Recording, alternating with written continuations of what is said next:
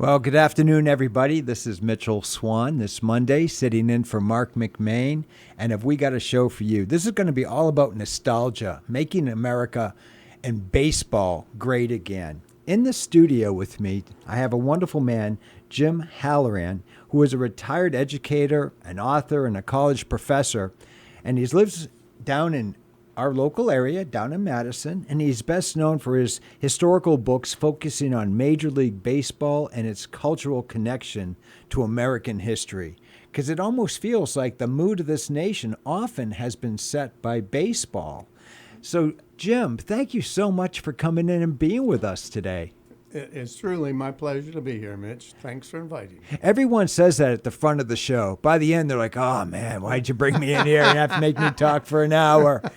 We're all about storytelling. And let me tell you, we've been sitting here for about 15 minutes, and he is bringing the heat. He has got stories. So, Jim, for those not familiar with you, give them kind of just a little bit of a background of who you are, where you taught, where you grew up. What made you pick Madison? Just tell us a little bit about yourself. Well, let's see. Let's start with, I grew up in Pennsylvania, moved around a bit with my parents from Illinois down to Kansas, went to college in Florida, met my sweet wife in Florida, married there, raised kids there, owned businesses there, and one of my part-time jobs was teaching evening courses. And so I really like that idea better than I did running the obstacles of a small business. What topics did you like to teach? Well, I ended up, and I really just specialized in entrepreneurship. Oh, wonderful. Because it's all based on my experiences owning businesses. And I taught really a lot of stories from successes or failures, primarily failures, from what I had to try to teach others what not to do.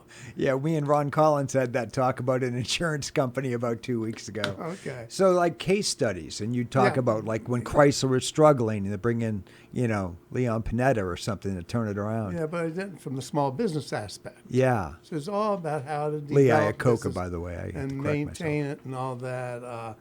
The stories were good. They got some attention. The next thing I knew, I had a publisher, McGraw-Hill, which is a big-time publisher, and wrote 4 books for them, and then got involved with textbook writing, all while I was doing full-time teaching and up here in Georgia. Yeah. Had a stint for 5 years with the UGA as a director of the Small Business Development Center, and then I went on to Pennsylvania and started the first entrepreneurship program in a liberal arts college in the country. Well, good for you. And so then I started, I went there 4 years, and then I came back home because I was commuting and had a little bit, a year or so in North Carolina at a college. I did a little work for Berry College.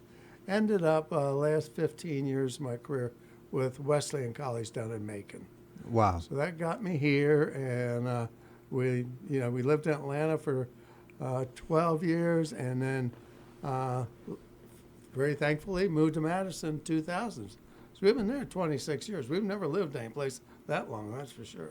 What I respect about what you did, giving classes on being an entrepreneur, I come from an entrepreneurial family. Okay. Marc McMain, clearly an entrepreneur. But children and young graduates spend a great deal of money to go to college, to get a job, get a high-paying job, or open a business, and so much of their time there in the curriculum has nothing to do with it. Yeah. And here you are teaching people how to.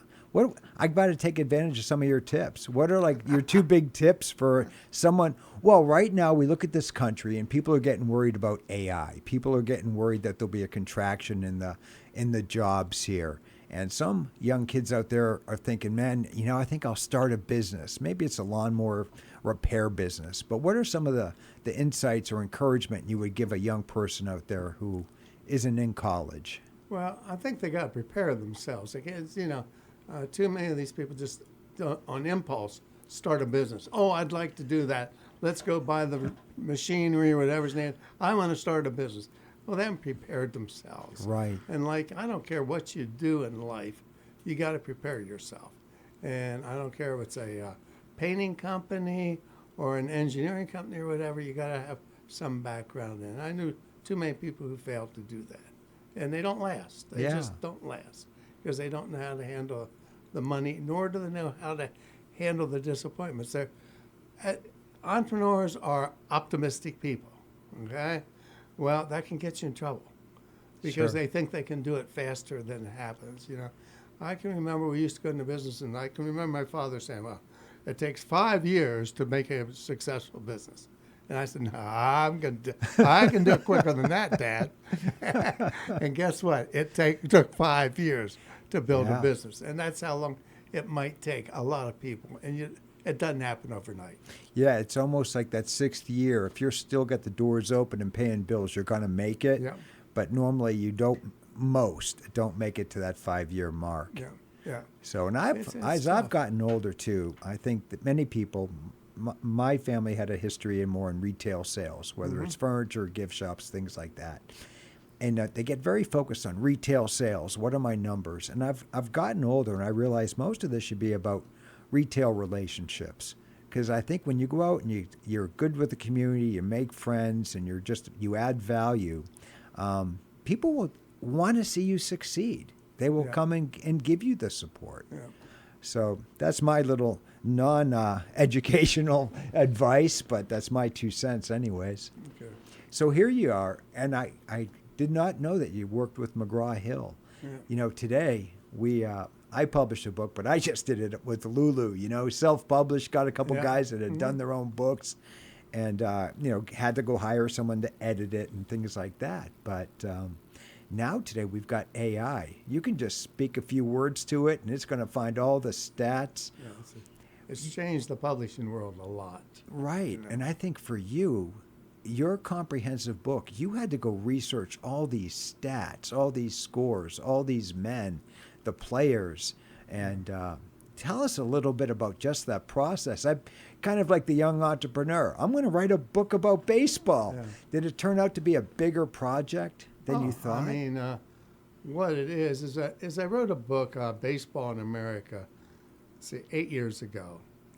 And a small press published it, and I just enjoyed working because that was the main ingredient. You got to remember, I was retired. Okay? Yeah. So I wanted to do what I wanted to do, not someone else, and I wanted to do it on my terms. And I didn't care, and I was realistic. I've been in the book business and the education. I know you don't make a lot of money, so I did not expect to end up on anyone's best-selling list in America. Right. And I did not, but I did okay, and I enjoyed it. So then I wrote a follow-up to it, and then I took on this second book called Baseball, It's More Than Statistics. It's a 700-page book, which covers every year of baseball since the first World Series in 1903. Talks about every team, every World Series, and all the stories that went on around it. So it was really a challenge, but it's one of those labors of love. Well, you're from Boston. I compare it to the shipbuilders up there, the people that make the small ship models. Oh, yes. God, they spend a year and a half working on them, or a year, whatever. And how much they sell for? What, $1,000? Yeah. That's what writing a book kind of is like. So you got to, just like any business, Yeah. you got to really be devoted to it. Well, You got to have the discipline to stick it out. I think there probably isn't a better expert now in this country than you on baseball. And the reason, and listeners heard me say this before, but when we read, we learn. But when you write, you think. And that's one reason I'm kind of still dabbling with some college long distance myself. I pick topics like you that I'm interested in. I read all the books. I got to write a paper. So you started off, you do this research and you're reading, you're learning. But once you start to put it down the paper, you're really thinking everything through. And I don't know that anyone has written a 700-page book about the statistics of baseball. Yeah. Did you ever, when you started it, was there anything in your research that surprised you? Like, I never looked at it this way. Oh, a lot. Well, I went back to, I started in 1903. There was a ball player in 1903 called Edward Delahunty. And Edward is in the Hall of Fame. and he's got the 4th leading batting average in the history of baseball. No one's ever heard him. He played for Washington. Well, you know, he's a big drinker, big fun guy, I guess, and he's on a train with the team going through New York, upper New York, and he's drunk, and he gets into a little bit of a argument with some people, doesn't get along, and they throw him off the train. Now, this is where the mystery is. The conductor comes, and I don't know who was there. It's all, you know, this is a long time ago. And takes him, and he disappears off the train. And he doesn't, no one sees him since. And they find him 2 days later at the foot of Niagara Falls. And Wow. and that's how his career ended. I mean, no one knows if he committed suicide. They don't know if the conductor pushed him off the train. Right. If he accidentally fell. It's always a big mystery. So I think when I started writing this thing, I thought, well, let's see if there's some interest here. And that one caught my eye. I said, man, if that's going on, knowing what else is out there? Right out of the gate, you've got a murder mystery. Yeah. You're on year 1 of baseball. What's another story? We're going to be going to break here in about 2 minutes. What's another character that jumps out at you that you hadn't maybe heard of or learned about? Oh, let's see. When you go back in the early years, of course, there are names you don't know about. There was back in about 1912, something like that, a big-time pitcher named Rube McQuagg. And Rube was a man-child. And by that, he just never grew up. And he loved to chase fire engines. He loved to play cowboys and Indians and so forth, but all these kids things. And he was uncontrollable sometimes. But he was also a great pitcher, Hall of Fame. But he would be out in the mound, and if he got excited about something, he'd become a problem. And they say one time he absolutely left the mound just to chase a fire engine going by the stadium. But his coaches knew if he gets upset, we got to calm him down. So his coach or manager used to stand by first base with toys in his hand. And if Rube was getting upset, he'd say, hey, Rube, and he'd have a puppet in his hand or a little rubber snake or whatever, just to get Rube to laugh and relax and calm down. Oh, my goodness. That's an incredible story. Well, when we come back, I'm going to ask you maybe talk about some of the decades and what they meant to this country, maybe during the periods of war. Okay. But for our listeners, listen, we're just getting started. I got a man-child playing with toys, got another murder mystery in New York City, and we've got a lot of baseball to cover. So when we come back, we'll be joined with Jim again, and you're listening to 92.3 True Country. Hey, this is attorney Bart Bitton with Bitton & Bitton. I live and work right here in Monroe, Georgia, and I am proud to serve this area. If you've been hurt in a car accident, you don't need some out-of-town lawyer that treats you like a number. You deserve a local lawyer you can trust, someone who lives here, works here, and takes care of people. So remember this, if you're ever in a car accident, be smart, call Bart. Bitton & Bitton, local lawyers you can trust. Around here, there are 4 things folks hold close: faith, family, friends, and their Fords. That's what Loganville Ford is built on. We believe in treating people right, working hard, and standing behind every handshake. Because this isn't just where we sell cars, it's where neighbors help neighbors, and relationships matter more than numbers. Loganville Ford, built on faith, driven by family, surrounded by friends, and proud to represent Ford. LoganvilleFord.com. This is Andrew. I'm the owner and servant of Sweetwater Soft Wash. As the owner, I run this business to expand the kingdom of Christ. We use agape love and servant-based leadership to bring you first-class service at a fair price. At Sweetwater Soft Wash, we offer roof, house, driveway, window cleaning, Christmas light installation, and more. Text or call me at 470-902-5854 or at sweetwatersoftwash.com to get a quote. All new drinks are now at McDonald's. Like the strawberry watermelon refresher, the mango pineapple refresher with popping boba, and the Sprite berry blast topped with cold foam. Who knew ice cold drinks could be so fire? Whether you're starting your day or need an afternoon boost, try one of our new refreshers, like the Blackberry Passion Fruit Refresher, Mango Pineapple Refresher, or the Strawberry Watermelon Refresher. At participating McDonald's, refreshers contain caffeine. Welcome back, my friends. You're listening to the Marc McMain Show. This is Mitchell Swan in studio for Marc today. And with us is Jim Halloran. Lives down in Madison, tremendous author and expert on all things baseball. And so when we went to break, I was like, tell us about some of the decades or the periods that are memorable where baseball maybe played a role in our culture or just got people back to the game. Yeah. Well, let me start at the very beginning. I go back, I'll start with the Civil War. Wow. You know, baseball was originally in 1876. That's the original date of professional baseball. But well before 1876, we were playing baseball in some form or another. It wasn't organized or anything, but it was there. And they say that during the Civil War, this is what the players did, you know, back at campsite, you know, for entertainment, to relax. And, you know, I even have a photo in the book of Abe Lincoln with a bat and a ball in his hand. Really? And there was great stories. But golly, I wonder if I can find. I didn't even think of this, but there's a. Well, you think back, and just when I think of old baseball, I think of kids like in Brooklyn in New York just playing stickball in the streets and so forth. Nothing's really organized, but you're having a heck of a time. So you said this game really came into development as far as having rules and books and such, and during the Civil War. Well, what happened was the Civil War made it popular. They brought it home to their communities. Yeah. The players came home with the community. I'm going to read you one short paragraph story here. Sure. This is a well-known one. George Putman, a Union soldier, wrote with humor a story of a game being called early due to a surprise attack on their camp by the Confederate infantry.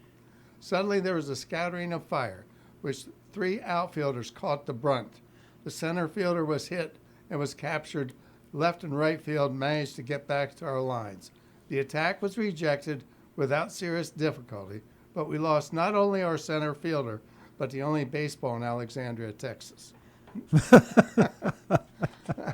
But, you know, that was the start. And we brought home, and they started community baseballs. Yeah. We used to have baseball here in Georgia. I mean, if you're familiar with Royston, Ty Cobb Museum, Ty Cobb. Yes. And they actually play a revival game between them and Joe Jackson Museum. That I up in didn't Greenville. know. Oh, yeah. Every year they swap. It's a lot of fun, but it's a revival game.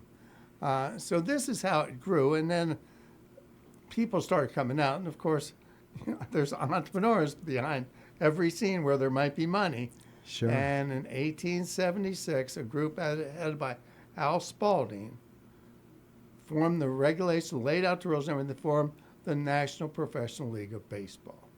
And Al Spalding, you might remember, if you ever had a baseball glove by Spalding. 100%. Yeah. The company's still alive.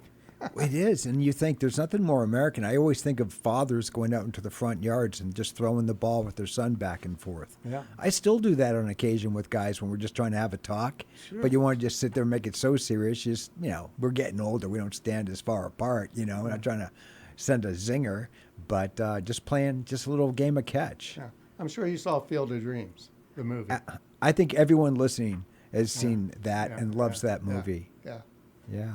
Yeah, there's no father who doesn't shed some tears on that. I think the other thing, too, that maybe, I'm speculating, you're the expert, that makes baseball so appealing is you can really, how many people have just started up a game in a field, you know? Yeah. And if the field isn't big enough, you change the rules a little bit. Yeah. But, I mean, it's one of those, you can just break it out and start a game. Sure. You don't need equipment. You don't need pads. You don't need, you know, lines in the field or anything like that. Imagination, creativity. Yes, sir. Yeah. As you see, we went to that, and after these community teams started playing, they started baseball. It grew so freaking popularity, I think it was 1896. You know the poem Casey at Bat? Yes. That's when that was written. And it was being, you know, read through schools in 1896. And then just a few years after that, Take Me Out the Ball Game became a big hit song. So that, I mean, and it just really took off. And this was considered, and probably still is, but I mean, it was a uniquely American sport when it started. Yeah. They tried their best, those founders. They wanted to make sure that the Brits didn't get any credit for this because, people say, oh, it's just cricket. Cricket has some similarity to it, and I'm sure it's part of an evolution of the game of cricket. Sure. But it's American. That's another misnomer is the people say Abner Doubleday invented baseball. Well, he didn't. That's a big lie. But it was a lie for a purpose because he was a hero Union general. Wow. And he was part of a group of men that I think invested in it, but he didn't discover baseball. Now, Spalding gets credit for establishing all the rules and so forth. He was the head but guy. Does it trace its way back like basketball did to a gym teacher in Iowa? No. Okay. No, not that I'm aware of, that's for sure. Do you know how rugby got started? I played rugby for about 2 years in the Marines. It's a brutal game. But it started at the rugby school for boys. They were playing soccer, but one kid kept picking up the ball with his hands and trying to run it to the net, and everyone would tackle him. And the boys liked doing that. And I guess the gym teacher was like, all right, we're going to make up a new game. And that's why it's called rugby, because of the school it started at. Yeah. Okay. And we progressed. First World Series, 1903, because as these entrepreneurs started making money, another form of entrepreneurs formed an American Association. And it was like maybe a minor league thing or whatever. Okay. But it gained in popularity, and the two merged to make the Major League Baseball, with these two merged baseball entities. What are we looking at? Like a dozen teams maybe back then? Both had 8 teams. Wow. And that lasted until 1957. That's a long time. But they had the World Series 1903, and the first World Series, 16,000 and some people showed in Boston. The Boston Americans beat the Pittsburgh Pirates. All right. And then you go through that first decade, and you had people, names we know of, Christy Matheson, Cy Young. All these guys were playing in some form or another. And in 1909, some wise-ass kid from Georgia named Ty Cobb made his debut. And Ty batted .246 on just a partial season that first year, and that was the last Ty Cobb even came close to .246, because he won 9 consecutive batting titles. My goodness, I Batted didn't know it was 400, that many. I think he batted over 400 three times. And great ball player, but he really was Pete Rose on steroids. Yeah. He played hard. Some people say he played dirty. He fought. He fought with teammates. He fought with the opposing team. He fought with fans. He got himself in a lot of trouble. Got arrested a number of times, but he was a great ball player. Well, I think people, at least me, I'm imagining that there wasn't a lot of college baseball teams maybe back then. Oh, no. These guys are all adults who just kind of show up and be like, I think I can try out for the team. If you've heard Christy Matheson, he was about the first college-educated player, because most of these guys were farm boys or steel workers or whatever, and they weren't educated and they weren't pretty. Yeah. They didn't have those nice, neat-looking uniforms. They played in these wool flannel uniforms, hot as can be, dirty as can be, and they were tough guys. Was this a side gig for a lot of those guys where they're like, look, I got my own job. I'm down here building boats in the harbor, but I mean, it wasn't when they were playing. See, they played a 152-game schedule just for 50 years. Oh, I didn't know that. It was the full seasons. So they played. Now, they had to have off-season jobs because they didn't get paid much. Right. So, that was part of it. You worked until baseball was over in September back then, and then you went to work, whether you were a carpenter or steel maker or whatever, to pay the bills. Wow. And so then you went into the next decade, and, of course, you had World War I interrupted things. Not to the extreme of World War II. We'll talk about World War II. That had a big impact on baseball. Yeah. But that same guy, Christy Matheson, got injured during the war. He was never as good as he was before. So they did have some casualties to it. But other players, and some guy named Babe Ruth came along about then too. 1919 was a classic year because that was the year, I don't know if the Chicago Black Sox. Yep. Which were paid to blow some World Series games. What do they call it? Eight men out. Eight men out. And Joe Jackson, Shoeless Joe Jackson, Greenville, South Carolina, was one of those 8 men. And he's a whole story in himself. Yeah. But it was shocked America because they were building a reputation for such fine men, fine characters. And this shocked. And they were afraid it would ruin the game. Of course, and what they ended up doing is they give Babe Ruth a lot of credit for bringing back the game, because just right after that, he got traded from Boston to the Yankees and started hitting home runs. It sounds like Oh, I'm sorry. No, that's right. It sounds like baseball has kind of been on an upward trajectory. Were there any major periods of lulls? Like the Great Depression, was that just a great relief, like it grew the audience because people were so sad? Or was it like no money out there and it just tried to hang on? Well, it's always been there for exactly the reason you said. Second World War, they lost, we had 500 major league players drafted, 3,000 minor league players drafted. There wasn't much left as far as baseball. And they said, shut it down, shut it down, shut it down. And Franklin Roosevelt said, hell no, we're not shutting this down. This is the American spirit. This is where we can still go to get away from the horrors of war. And they played with handicapped players, they played with kids, they played with old men, everything, but they did play full baseball seasons.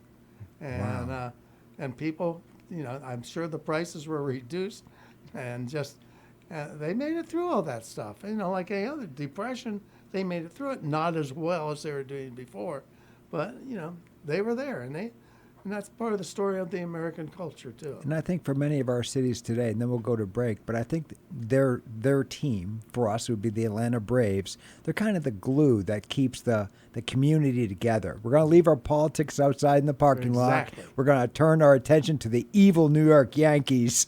We're going to send them home, bruised and sore. I've been to a lot of baseball games. I've never talked politics to the person beside me ever. All right, when we come back, we're going to pick it up again with Jim Halloran, and he is just all things Mr. Baseball, and you're listening to the Marc McMain Show.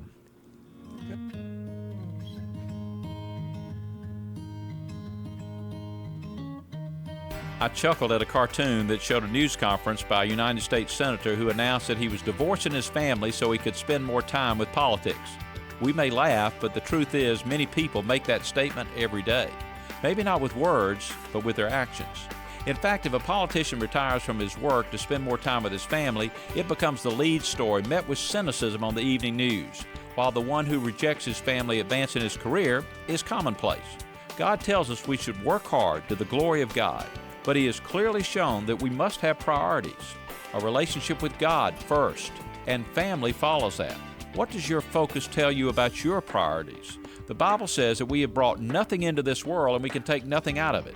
It's good to focus on the things that last, like putting God first, and then family, and then people all around us that God loves.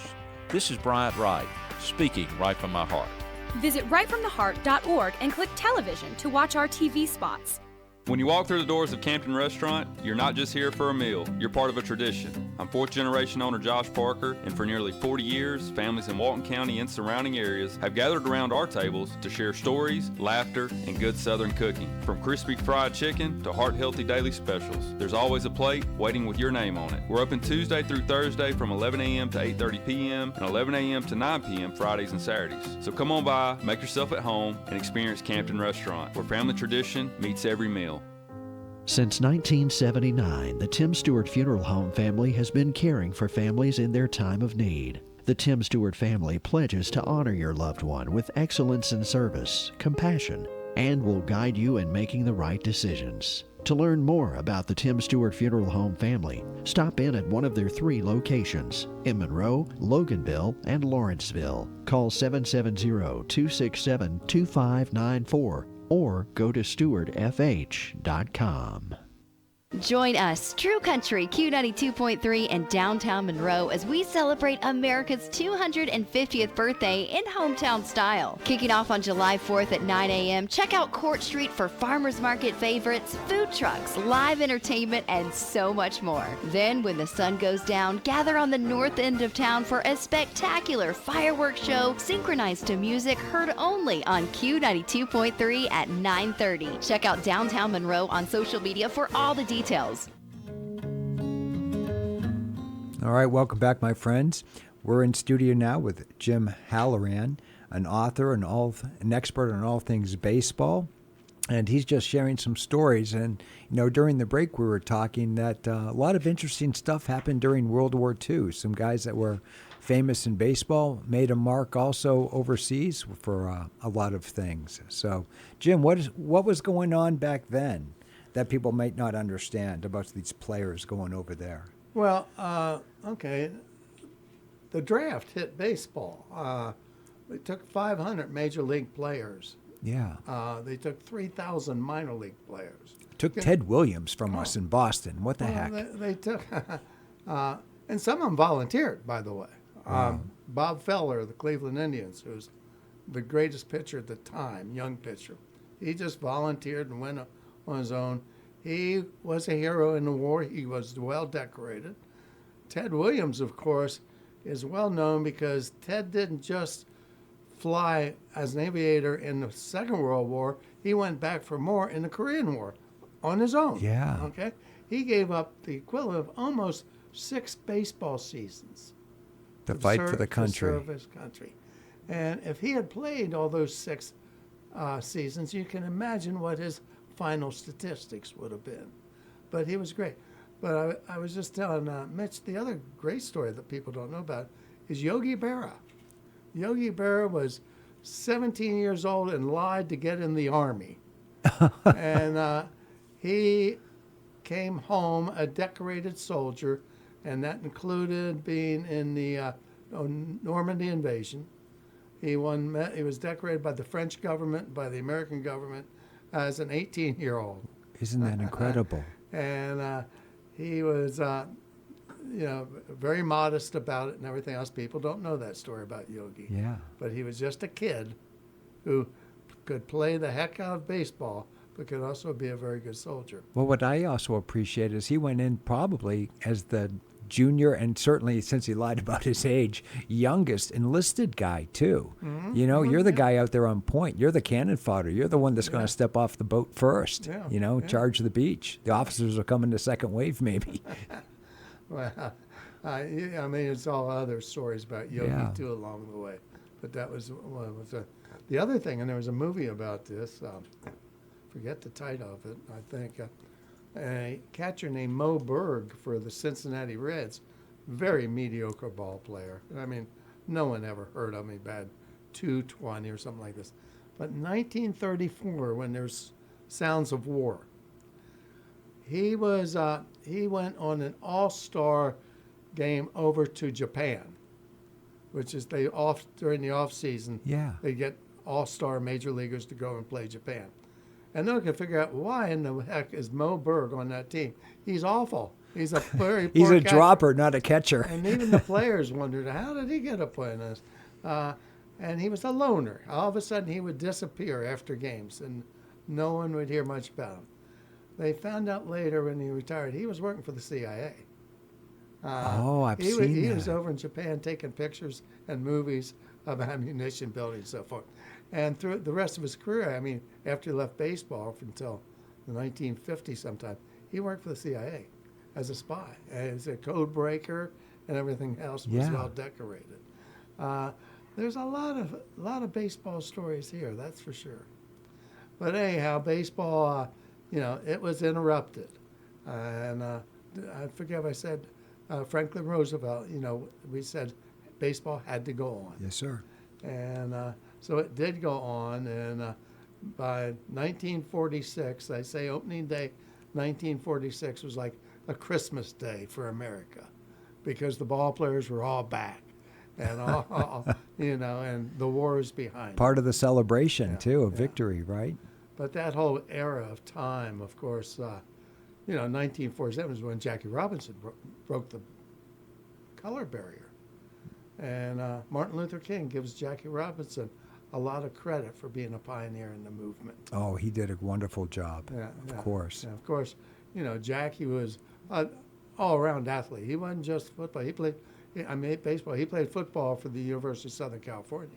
I didn't know that. Yeah, he was a track star and everything else.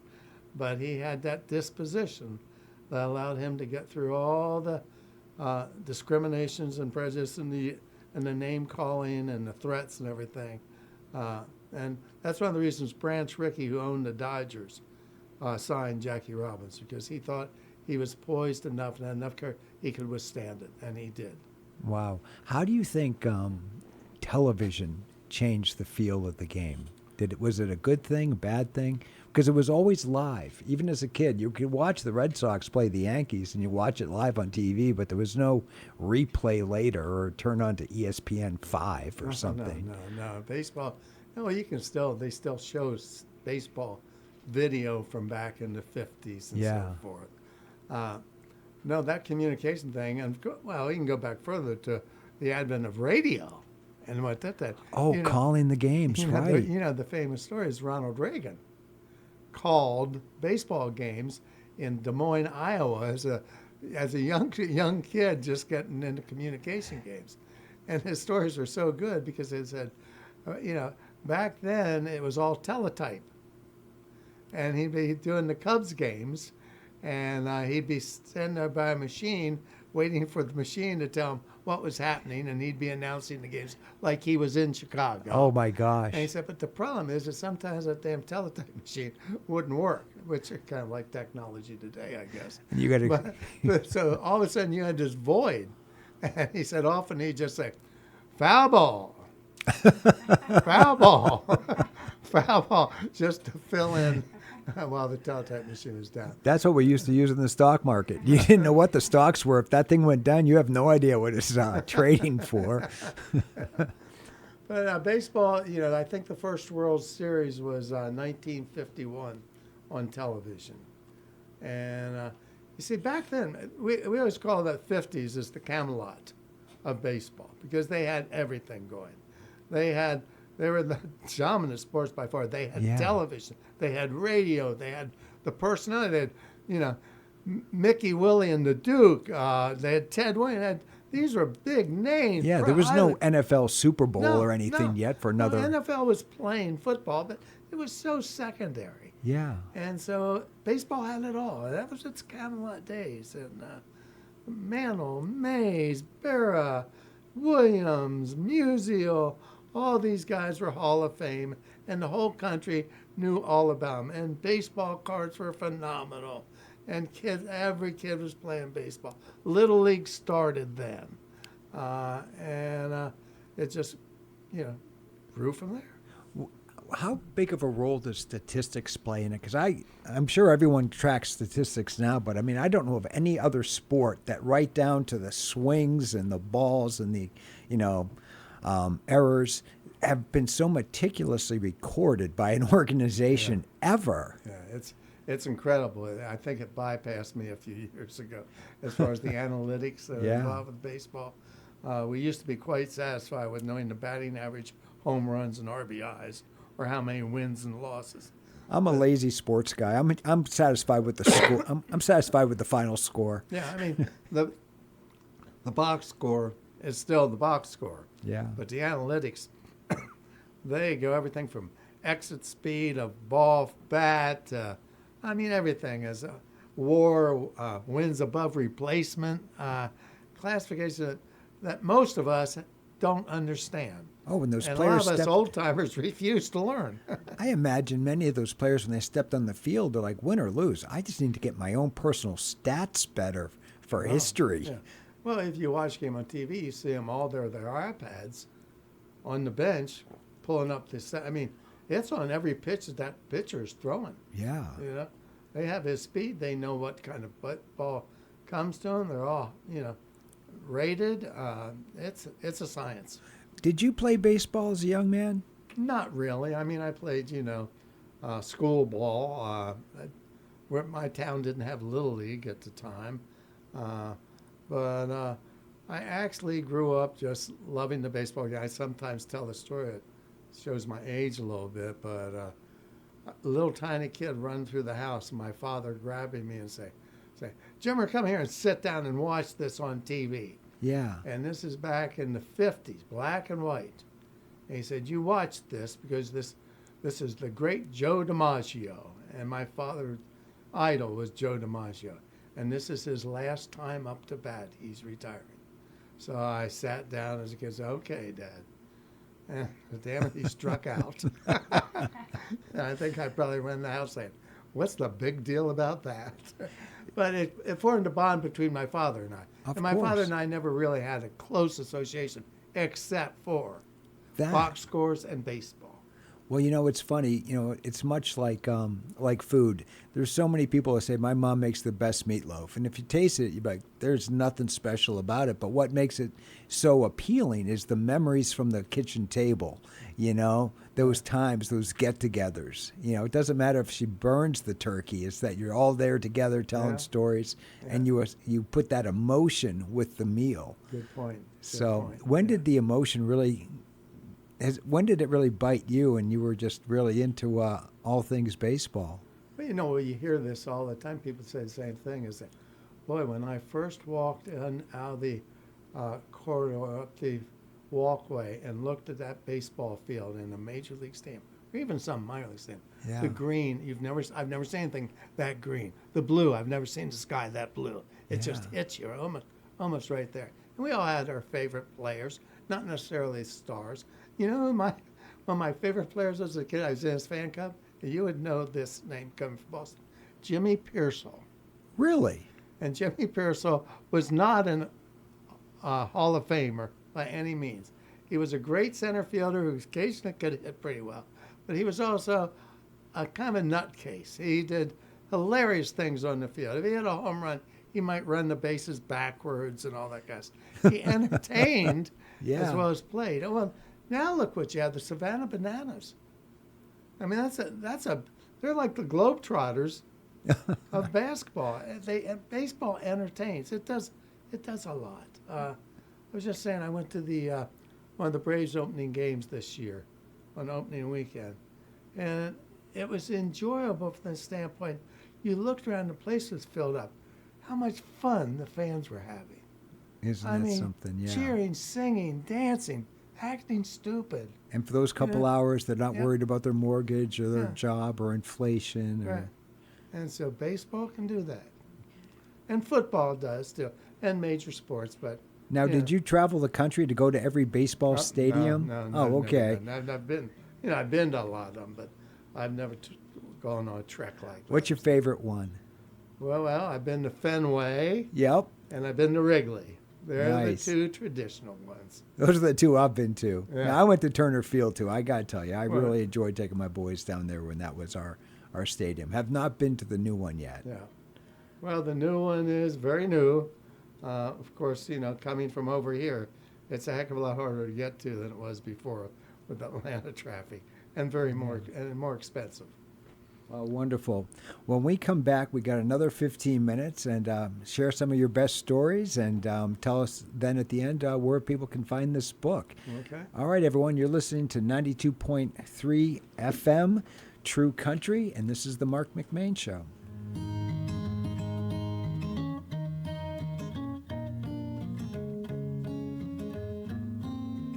Join us, True Country Q92.3 in downtown Monroe, as we celebrate America's 250th birthday in hometown style. Kicking off on July 4th at 9 a.m., check out Court Street for farmers market favorites, food trucks, live entertainment, and so much more. Then, when the sun goes down, gather on the north end of town for a spectacular fireworks show synchronized to music heard only on Q92.3 at 9:30. Check out Downtown Monroe on social media for all the details. details. If you're selling or buying a home, you should call AM/PM Septic to inspect your septic tank. This could save you on costly repairs. AM/PM pumps your tank, fixes septic alarms, drain lines. They can fix any problem you're having with your septic tank. Call 770-231-7979. They do inspection letters. AM/PM is family owned and operated, licensed and insured company. Call David for all your septic needs. 770-231-7979. If you're in the construction business, you're going to need a dumpster at some point in time, and that's why you need to call Atha Equipment Rental in Monroe, now offering 20 and 30-yard cans. Atha Equipment Rental now offers a complete line of landscape and construction equipment like tools, trenchers, floor sanders, jackhammers, and so much more, like rentals for your parties with tables, chairs, popcorn machines, Dunkin' booths, and more. Call Jason Atha at 770-207-6041. That's Atha Equipment Rental on East Spring Street in Monroe. Make sure your diesel is ready for every season by stopping in at Leadfoot Diesel. Their technicians have many years of combined experience to keep your Cummins, Power Stroke, and Duramax running the way it should. Plus, they can improve fuel mileage, perform upgrades, AC repair, and they offer tires, wheels, lift kits, and more. Diesel owners from all over the country trust Leadfoot Diesel, 320 Mayfield Drive in Monroe. Stop in or go to leadfootdiesel.com. Welcome back, everybody. You're listening to the Marc McMain Show. This is Mitchell Swan, and I'm in studio with Jim Halloran. And what a guy. He's just sharing some wonderful stories about our culture and how it's been tied to baseball a little bit. It's gotten us through some tough times. What are some other stories you'd like to share with our listeners, Jim? Well, I guess we move up past the 50s, into the 60s, the era of Maris and Mantle breaking Ruth's record, and you go into the 70s. There's stories pop out. I can go back to a story, I think, 80s and 90s. You know, there's a pitcher in baseball, Jim Abbott. And Jim Abbott, if you're not familiar, only had one hand. And he was an all-star pitcher. I remember that, yes. Incredible story. He'd have to catch it with one hand, Yes. then put his glove under his left arm, and then right when he released the ball, that right hand was right back in that glove like lightning. He threw a no-hitter. My gosh.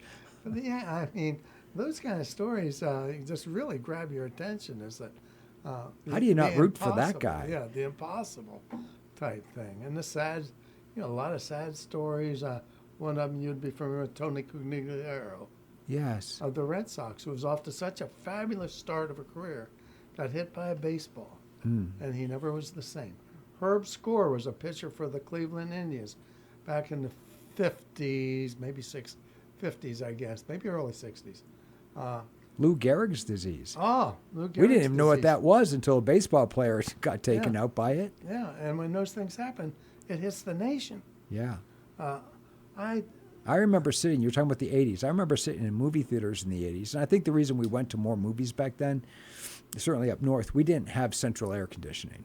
But if you went on a date, you could go, middle of summer, you can go hit that movie theater. But just before we ever saw a movie, they passed the bucket for Lou Gehrig's disease. Wow. Yeah, Okay. popcorn bucket. You were shamed into dropping something into that thing. Yeah, I think I called the 80s. I called the 80s in the book Hollywood and Baseball. Yeah. Just because it was, number one is that Ronald Reagan was the president of the United States. Yeah. But you had those stories of tragedy and movies, of course, Field of Dreams. There was 3 hit movies that time, so it was part of American motion pictures. Yes. The other thing that happened, and I happened to witness this, I had a friend and I, we had never been to a World Series. And 1989, we were sitting there saying, I don't think the Braves are ever going to make it. So we decided we were going to go to the World Series no matter where it was that year. So it was in San Francisco against the Oakland A's. And we went out to San Francisco, I guess it was for the 3rd game, had our seats. Yeah. Got ready to watch the game, and that earthquake hit. That was tremendous. I remember that earthquake. I mean, this was a worldwide story. Yes. And that stadium shook. It was just under 8, as I remember, Yeah, wasn't it? Yeah, I think it was 7.8, 7.9. Yeah. And you were there actually, when that it was 6.9. But and well, it was really close to like the Yeah. epicenter. Well, the Oakland Bridge, which is the major bridge between Oakland, I've been across cracked it. down, broke down. I mean, just Yeah. fell apart.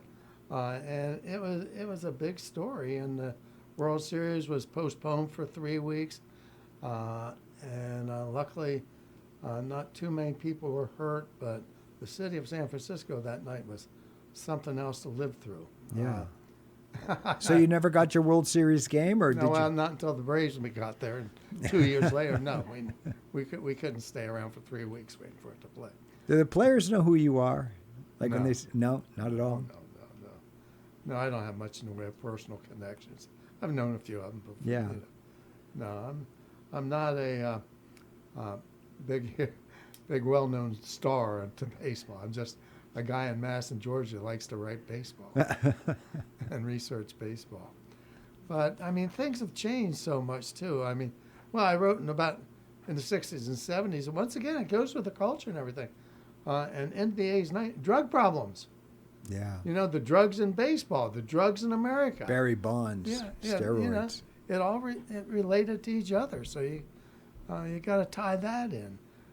We get into modern day baseball, the strike, COVID, all these things could be expressed in terms of what was going on in baseball at the time. Yeah. And to play through that COVID season was rather amazing too. How do you feel about the strike box rule now? Because you can watch it on TV. Well, They put the image right up there. I think it's kind of fun. Yeah. I think it's kind of fun. They limit it to just 2 times a game you can do it. I'm starting to think AI, the first job that's going to get taken is the umpires. Someday they're just going to have a box back there that we'll call the strikes. Yep. The umpires probably know it too. But the labor problems, it's discouraging. And, 91 they're out for August and through into the next spring training. Closed down, no World Series or anything like that. Yeah. And now we got a big season, or their contract expires this year. So that means they're negotiating, or will start to negotiate in real time at the end of the baseball season. Most of them are predicting there'll be some kind of strike. Yeah, really? Yeah. Wow. It's gotten so expensive. When my wife moved down here with me, you mentioned it just before COVID, we used to love going up and watching the Diamond Dogs games right up there on campus. It just felt more old-timey. It was absolutely affordable. The crowd was always, fired up and friendly and all of that. It was a good time. So now I think you shared with me one time, it was almost like $400 just to take a few people to a ball game Well, now? if you want to have a reserve seat up, not a box seat, just a Right. reserve seat on the lower tier, you're going to pay a minimum at Truist Park for a good game of Yeah. $75 a seat. Wow. The parking's going to cost you somewhere between $25 and $50. The concessions, my God, you take 2 kids with you to a ball game.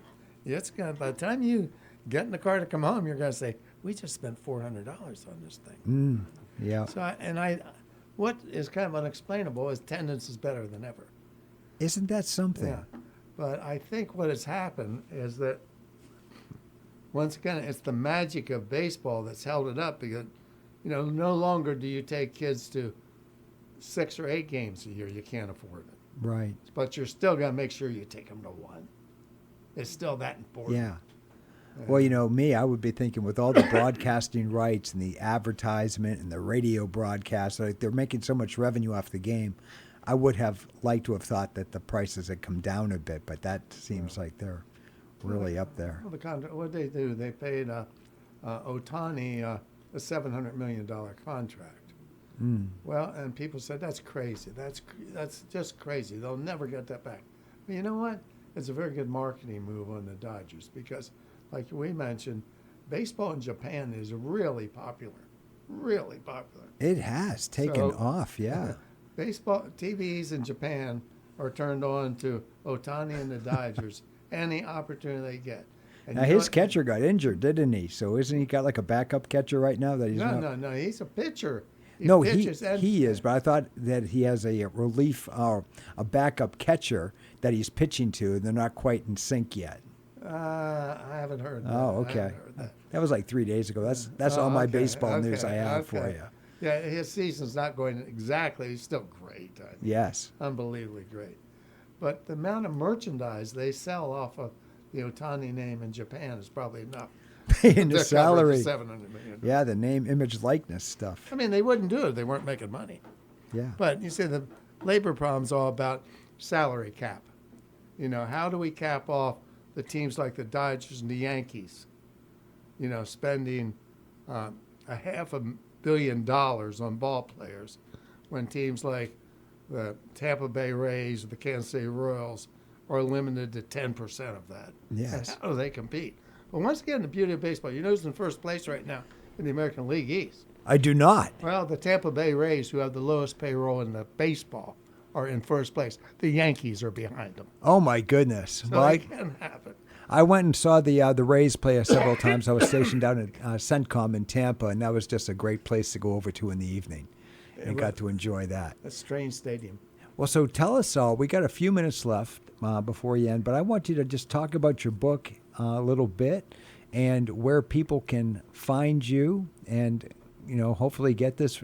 Everyone out there, someone has a fan in their family that needs a Christmas gift, birthday gift, Father's Day gift. Sure. We passed that day, but just the nostalgia that you've brought back a lot of memories of my own childhood just listening to you, and I imagine your book is very emotional for people too that are baseball fans. Yeah, I wrote it with the intent of not necessarily the avid baseball fan has to read these books. This book is written for the entertainment, nostalgia part of it, and the historical part of it. Yeah. So baseball in America originally came out doing just that. And then the second book, Baseball, it's more in statistics. That's that great big book. Is more specific as far as statistics. Yes. So now what I've done, that just came out last month, is I've merged the two books together. So you can find what we call the collector's edition of Baseball in America. It's a hardback book. It's like a tabletop book. Over 200 stories and colors. Everything's in color. It merges these two books. It tells Story of Baseball in America and a summary of the other book by decades. Just strictly baseball. And actually you can find actually we have it at local stores. In Watkinsville, it's a gift shop in downtown Watkinsville, Birds and Brass. Yeah. There's in Madison, there's the Madison Antique Market called Madison Markets, and there's the Madison Art Guild. In Greensboro, we have it at Genuine, Georgia. Down in the Lake area, we have it in the Lake Country Bookstore. Oh, wonderful, my friend. And then you can buy it directly through me. Just go to baseballinamerica.com, and you can order it directly through me. And if you need a signature or something, just call me. My phone number's there. We'll get it to you. Well, thank you, Jim, so much. Folks, that is Jim Halloran, and he wrote the book Baseball and America, and I encourage you all to go out and check it out. So thank you for joining us today. You've been listening to the Marc McMain Show. This is Mitchell Swan sitting in for Marc, and you're listening to Q92.3 True Country.